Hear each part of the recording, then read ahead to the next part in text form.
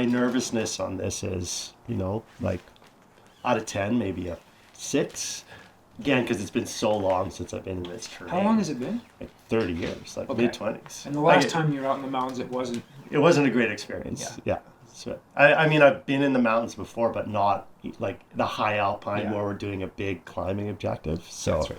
Yeah. So that's kind of what makes me nervous. But I feel like I'm in really good hands. So Will and I got to know each other really through our daughters. They're similar ages, similar grades. So we ended up, showing up at a couple events and hikes at the same time and getting to talk about his work, my work, what it means to be in these environments, what risk means, all kinds of philosophical undertones of what the parallels are between the work that we do and why we like it so much. So that's really where our friendship started. This is a rare place to go.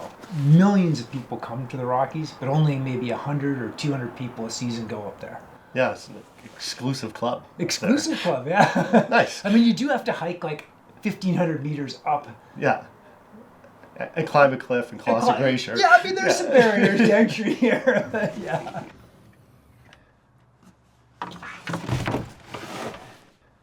Let's do it. Attack.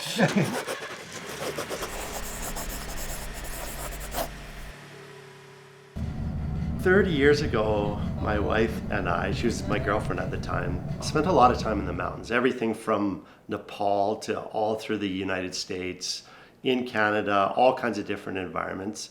And I had a couple really close call experiences. And the sense of the risk of that was really what made me give it up.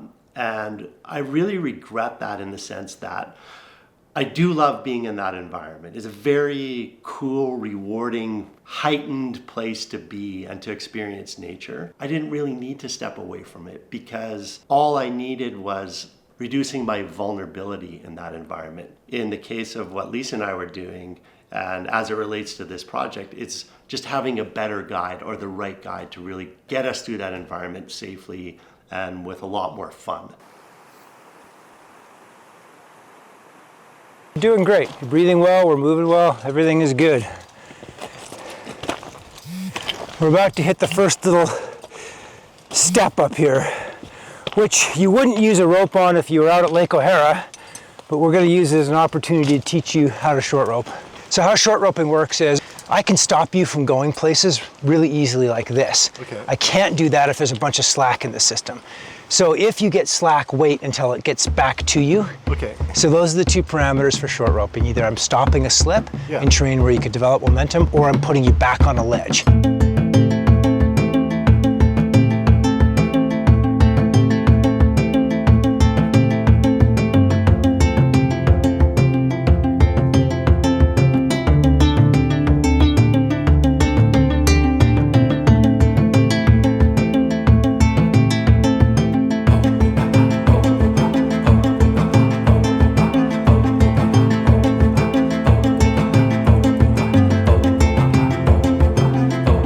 It's real climbing, eh? Yeah, it is real climbing.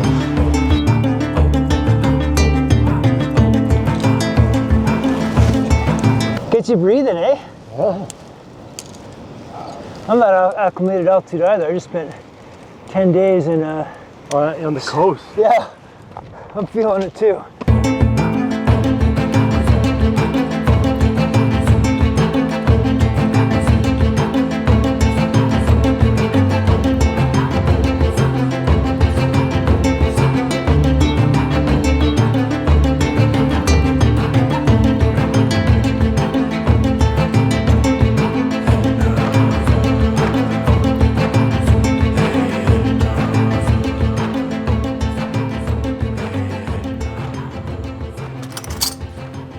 So how's this for the other altitude? That's a manly squeeze. I think for me, when I first started going into the mountains at all, I had a better understanding than most about the possible downsides, because I did see accidents when I was very young. I grew up in a climbing family, and I saw that this was not just a playground. This is you walk in here, and if you were in a basketball game, you'd be up against LeBron James. So the first thing is to have an appreciation of how hazardous this can be. and understand that and be aware of that, and that to know that we're fallible. And so to me that makes me very process driven. It's like, what do I know and what do I not know, and what are the errors that I've seen, and how do I build capacity to deal with them? And rather than just trying to like predict everything, now I'm much more on like, let's have room, because it gives us a larger amount of capacity to deal with problems. And it also keeps us further away from those problems. You know, there's the concept of being a good guide, but there's also, I think, you know, you're in risk terrain with someone who's good at being there, and it's a completely different experience. And you're probably going to be a lot more successful. It's going to be a lot more fun. It's going to be a lot more enjoyable. And then at those times where it's intense, you still know that, okay, like we're doing everything we possibly can to mitigate things. So I think there's that concept of good guiding, but I think there's also the right guide. But some guides aren't the right fit for the best people. That's true. Yeah, and we see that, I'd say, in the financial industry, is that there's lots of great financial advisors, but there should be a fit between the client and the advisor. Having that fit and harmony does just produce better outcomes. No, it's I think that's really important. What you want to avoid in a financial situation is like the catastrophically bad outcome. Don't lose more than you can afford to lose. Like, you are going to lose money, and I'm not going to make summits. Yeah. And I'm going to have, less than optimal outcomes. But what I'm trying to do is stack the deck in my favor so that the outcomes are acceptable.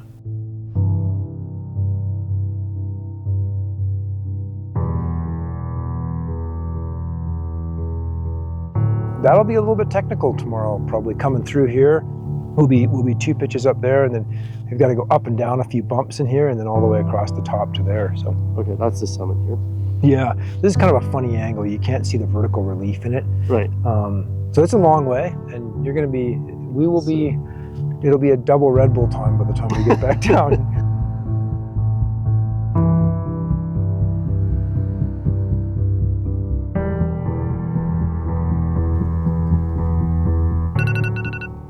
Good morning.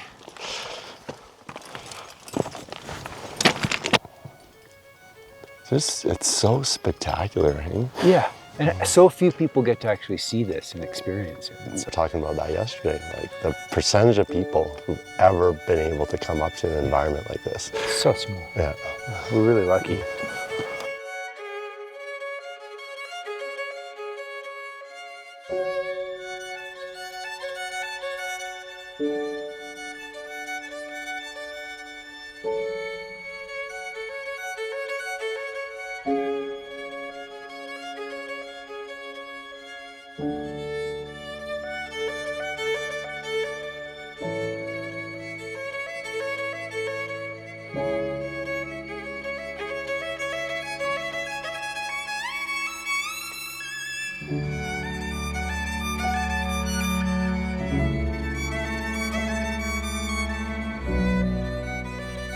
You're making my garden hard.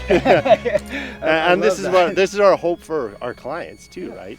Is it's no different. There's times in the financial markets, in order to meet your goals, you have to keep going. Like you have to get over that knife edge ridge. Yeah. So part of this for me is to learn from guys like you, who are professional guides, like the best in the world at guiding in the mountains, to bring that into my day-to-day work with clients. So thank you. No, thank you. And this is what you do for people too. It probably gives you a lot of joy. A ton of joy. It's like this person can now retire or do whatever. You're like, I helped a little bit with that. Yeah. Yeah, a lot with that. Yeah, So, hopefully. Yeah, that's very this is cool. awesome. And look, what a view. What a day. Yeah. It's just amazing. I tend to take a lot of care on the descent because you'll be moving down in front of me, and I'll have you sit different places and so on. But down climbing's harder than climbing up. Sure. Like, ask any cat who's gotten stuck in a tree. It's like easy going up, and then you're like, oh no. So we'll slow it down. We'll move nice organized pattern, and we'll tell you what to do. You're going to do great, but it's not like game over. This is. I don't. Yeah, we're not done. No, I don't celebrate until I'm in the bar. Okay. I celebrate the summit, but this is the part where we kind of want to be on it. Well, aren't most accidents on the descent? I didn't want to bring that up, but yeah. Yeah, realistic risk management, right? So, yeah. Like, I still feel great. Yeah. Got tons of energy. And if we don't really have a lot of options.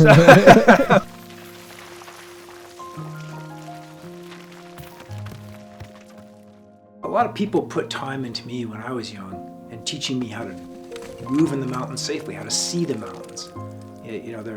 I see the mountains very differently than probably most people do. I see them in a lot of layers and different planes that probably aren't obvious. Like, where is the rockfall going to happen, or what's going to happen on the glacier? I don't just see a mountain. I see a lot of different little components in it, and I learned that from other people. So, my goal with guiding and a lot of the writing and film stuff I do is to give back to the community. And I think also I didn't really understand these sports until I had to teach them. It's one thing to set a world record on a paraglider. It's another thing to teach somebody else how to find a thermal that's never done that. That's really cool. Or, with Mike, it's like, how do you see the mountains so that you plan effectively and move through them well? To me, that brings me a lot of joy to share that, and to see somebody who sometimes hasn't had good experiences like flourish and go, this is great. This is one of the best days of my life. Like, I think as a human, that's super rewarding. Everyone has their thing, right? I get why people love golf and love tennis and whatever things they love that make them feel truly alive. We tell our kids all the time, you can't actually grow, you can't actually accomplish anything unless you keep putting yourself outside of your comfort zone. So this is outside my comfort zone, but if I get to do it in a way that has a positive impact for other people and makes me a better financial guide, gets my clients a better result, I'm more than happy to give it a go. So here are the top 5 takeaways and how they relate to my work as a financial guide. 1, have clear priorities with an A priority structure. We'll have 1 non-negotiable. Make sure we get back to the truck.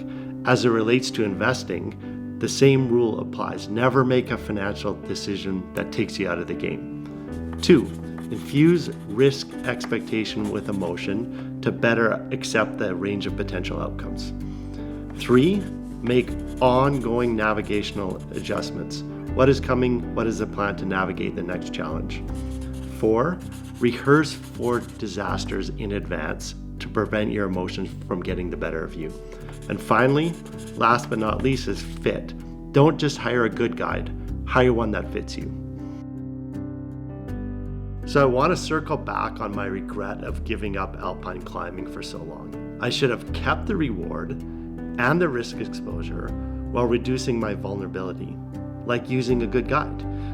This more nuanced approach is exactly what we do as financial guides. If we need or want a reward, we will be exposed to some risk.